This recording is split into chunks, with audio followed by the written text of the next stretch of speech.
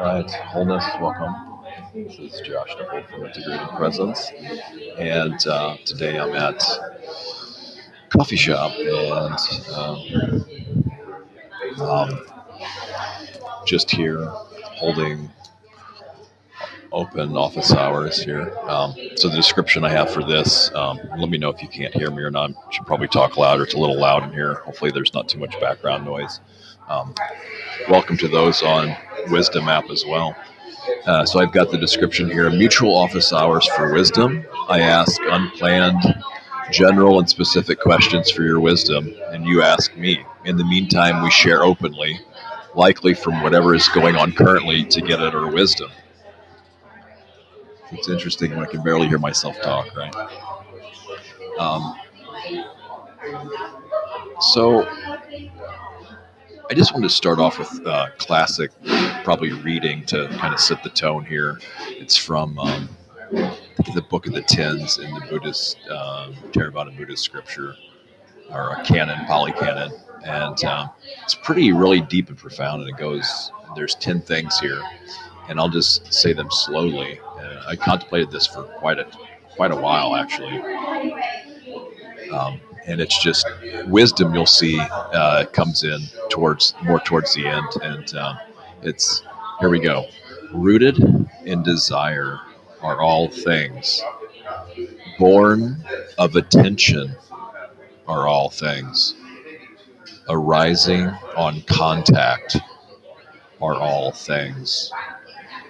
Converging on feeling are all things. Headed by concentration are all things. Ruled by mindfulness are all things.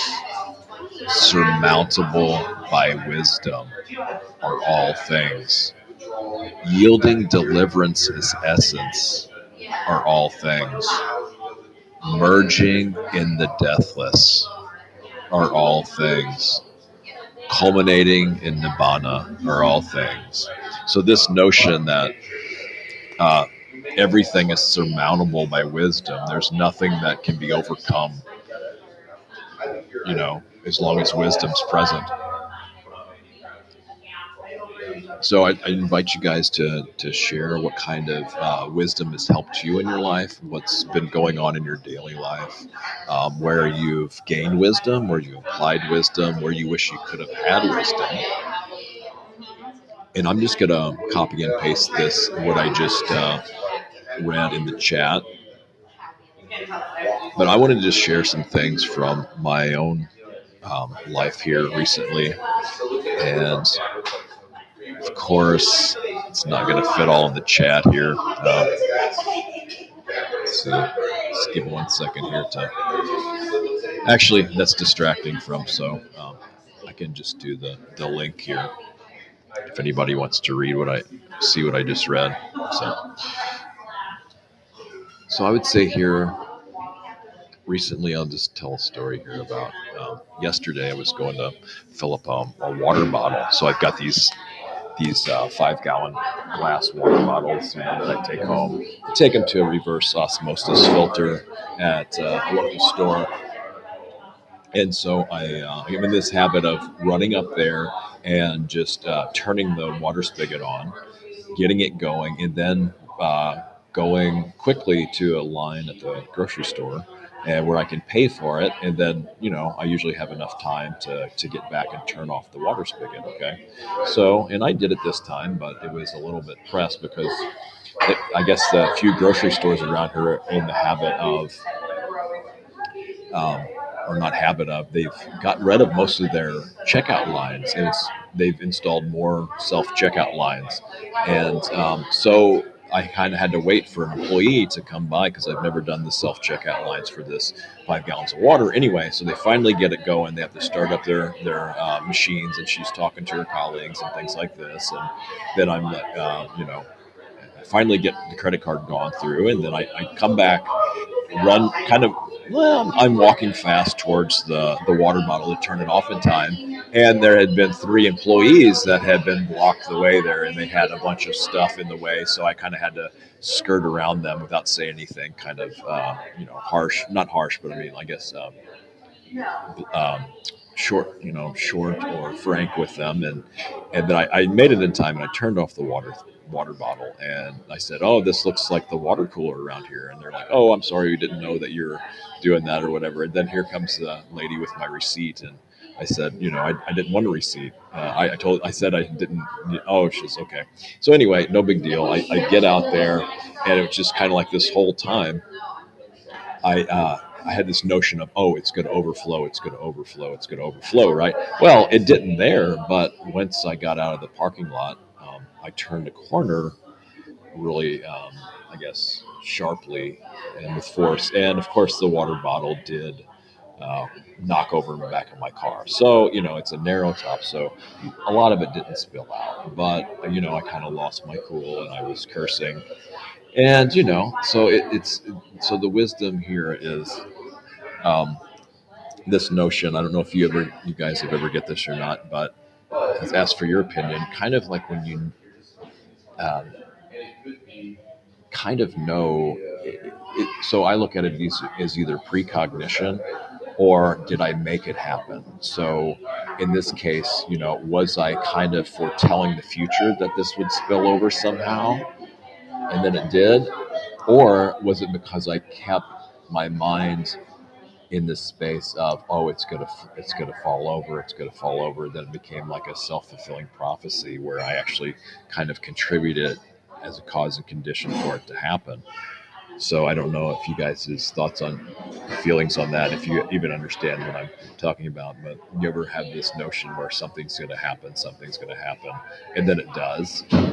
So is that like you have a precognition of, you're kind of foreseeing the future, or is it actually you're help seeding that in and making that happen, um, as a self-fulfilling prophecy? So one way, I don't know how to answer it myself. One way I get around this though is when I can see that, then I say, usually it's in a scenario or position where it's already happened before. So, in a sense, I'm not lying to myself. I'm saying, oh, this has already happened. You're thinking about a time where this has already happened, not in a future time or not now. It's irrelevant now. You're recalling a time when this has already happened. So, but I missed that yesterday because I just kind of got in a hurry and it was really gloomy and overcast, or whatever excuse I want to make, right? But in fact, something like that has happened before. So if I would have told myself that, who knows? I found this technique has worked a little bit for me before. So, all right. I guess the question for you guys would be, if you have any advice on that for me, if you have any kind of guidance in general about precognition, or if you have any wisdom on precognition or self-fulfilling prophecies, you're welcome to share in the chat or to call in on Wisdom App.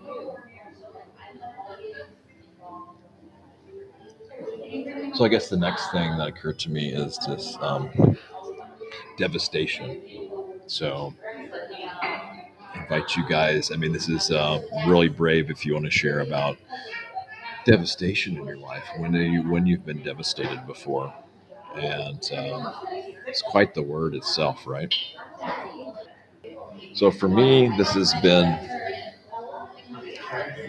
without going into specifics on how, you know, personal things about this in life, a general wisdom teaching on this, I suppose, not to reveal anything or put anybody in any danger or anything like this.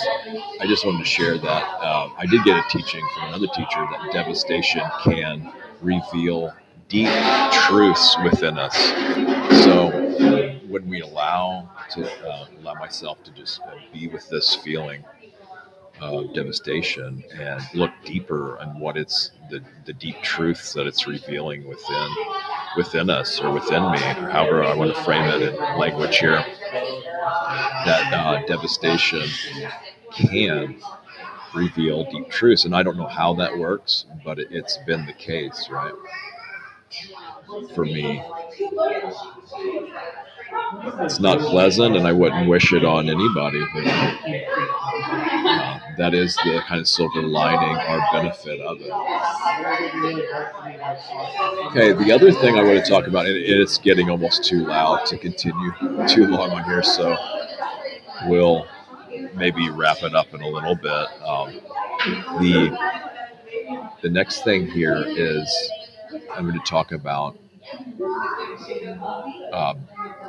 bypass. Well, first off, if anybody wants to share just general wisdom on devastation, welcome to do so. Maybe even a specific thing they've learned without giving any context that would put anybody in harm's way. So the other thing, in as far as relationships go, bypassing certain, well, we hear about spiritual bypassing, and I guess this might come into it a little bit, but talking about when we see someone and we kind of, we know some traits that are there that just aren't right for us and not what we really want, or even maybe that we can handle or deal with, and kind of see that they could be detrimental for ourselves, and if we can if we're involved with someone, then they could also be maybe damaging for them too. And at the same time, seeing that, almost knowing that, but then choosing to ignore that and bypass that. Maybe we see the potential in someone, and we see such great potential that we bypass the things I just talked about that are potentially harmful for everyone, in order to go after that potential, to kind of basically take someone on as a project, right? And I don't know if anybody's experienced this or not. It's almost, it's pretty wild to see this and do this. And I would say most of the times it doesn't, the potential doesn't outweigh, in my limited experience with this, the potential does not outweigh the negative, the non-beneficial traits, as far as I can tell now. Now, I obviously could go back on that.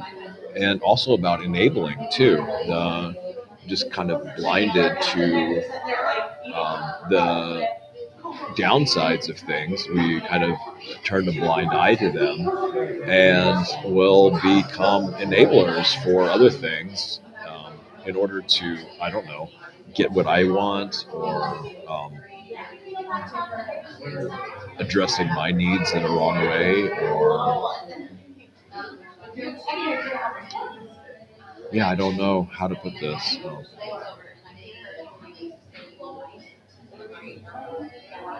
And sometimes the entanglement gets so much that um, don't even realize we're entangled.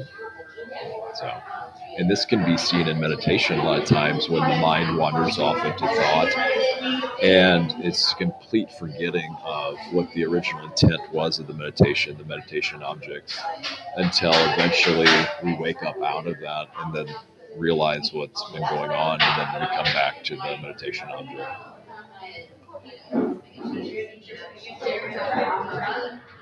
Well, we're coming up on 15 minutes. I invite anybody to share any wisdom in general, any specific thing, any questions. I